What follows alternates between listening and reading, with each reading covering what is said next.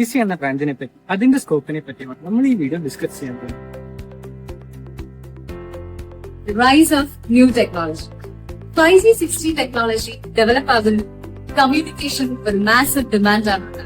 നമ്മൾ അനുദിനം ഉപയോഗിക്കുന്ന ഇലക്ട്രോണിക് ഗാഡ്ജറ്റ്സ്, അതായത് റെഫ്രിജറേറ്റർ, TV, മൊബൈൽ ഫോൺസ്, ഇവയെല്ലാം സ്മാർട്ട് ആണ്. എന്നാലും ഇലക്ട്രിസിറ്റി ബിൽ കൂടാനും പാടില്ല.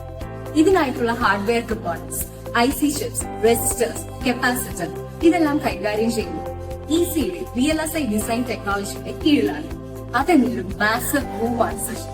2020 ഡിജിറ്റൽ ഇന്ത്യ പദ്ധതിയിലാണ് ministry of electronics and technology കീഴിലായി സെമികണ്ടക്ടർ ചിപ്പ് ഫാബ്രിക്കേഷൻ കമ്പനികൾ ഇന്ത്യയിൽ തുടങ്ങുവാനായി അവർക്കുള്ള ഇൻസെന്റീവ്സ് സർക്കാർ ആരംഭിച്ചത്. ഇതിൽ പ്രകാരം 3 കമ്പനികൾ ഇന്ത്യയിൽ വന്നു. ടാറ്റ ഇലക്ട്രോണിക്സ് ആണ് ആദ്യം വന്നത്. ഇന്ത്യ സെമികണ്ടക്ടർ ഇൻഡസ്ട്രിയിൽ മുന്നോട്ട് കുതിക്കുന്ന കാര്യത്തിൽ യാതൊരു തർക്കവുമില്ല. ഇന്ത്യ മാത്രമല്ല, ന്യൂനത പരീക്ഷണം എല്ലാവിധ സെമികണ്ടക്ടർ ഇൻഡസ്ട്രിയിലും നടന്നുകൊണ്ടിരിക്കുകയാണ്. ഇന്റർഡിസിപ്ലിനറി സ്കിൽസ് ഈസിയുടെ കൂടെ കമ്പ്യൂട്ടർ സയൻസ് ചെയ്യുന്നു, IoT, AI hardware and tiny vision.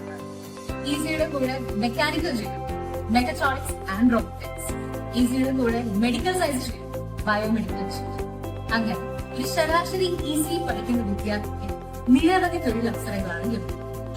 Easy students can shift to software roles.